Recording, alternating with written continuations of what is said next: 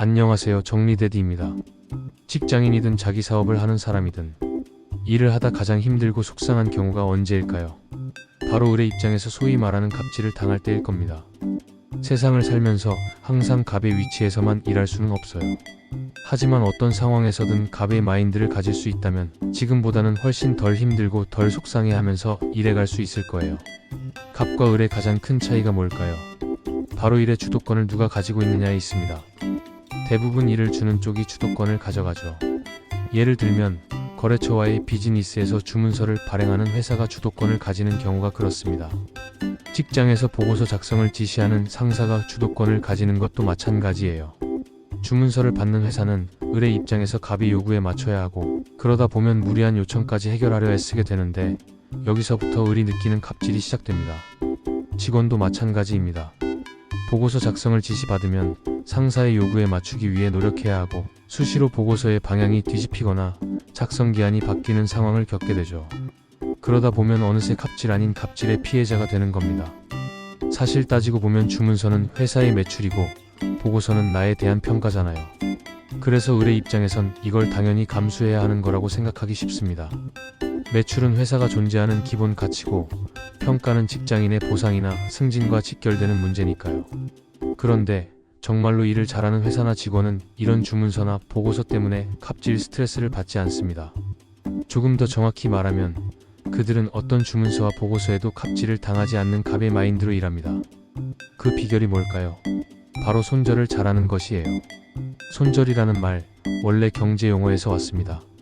주식이 더 떨어질 것 같을 때 손해를 감수하고 매입가보다 낮게 팔아버리는 걸 손절매라고 하죠. 그 줄임말이 바로 손절입니다. 현실에서 우리가 쓰는 의미는 조금 달라요. 노력해도 될 가능성이 낮다고 판단되는 상황에서 더 이상 에너지를 낭비하지 않고 중단하는 행위라고 설명할 수 있습니다.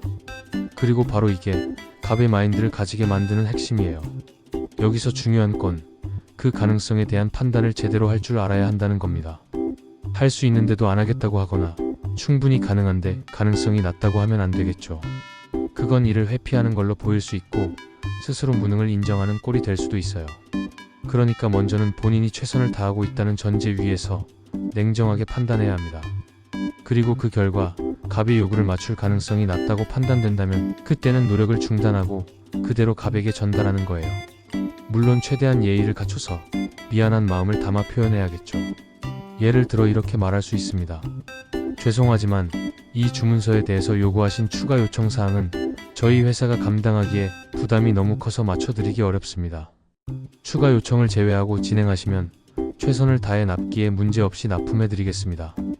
믿고 맡겨주셨는데 원하시는 대로 맞춰드리지 못해 죄송합니다. 또는 직원이라면 이렇게 말할 수 있겠죠. 죄송하지만 보고서에 원하시는 내용을 추가해서 말씀하신 기한 내에 완료하는 일은 제 역량으로는 불가능할 것 같습니다.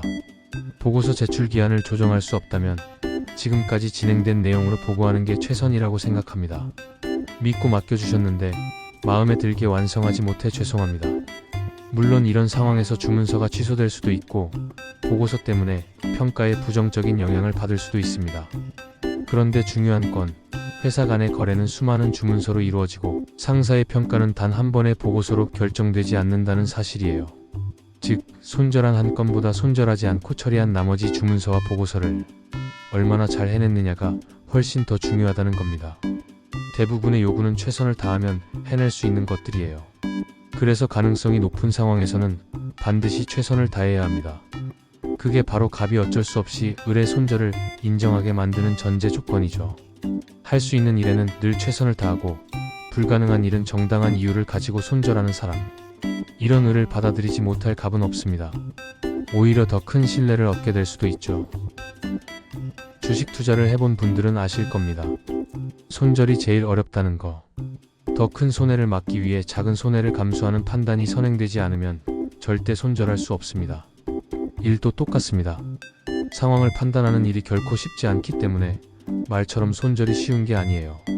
그리고 무조건 나는 갑질을 안 당하겠다는 생각으로 잘못된 판단을 하고 손절을 남발한다면 그건 곧 망하는 지름길이 됩니다. 그래서 판단력을 키우려면 먼저 갑질을 감수하고 자신의 한계를 확인하는 경험을 쌓는 과정이 꼭 필요합니다. 결국 자신의 능력을 잘 아는 사람이 올바른 판단을 할 수 있거든요. 갑질도 잘만 활용하면 역량을 키우는 기회가 될 수 있습니다. 묵묵히 경험을 통해 갑의 마인드를 키워가는 사람, 그 사람이 진짜 갑입니다. 더 좋은 영상을 기대하신다면 구독과 좋아요 부탁드립니다.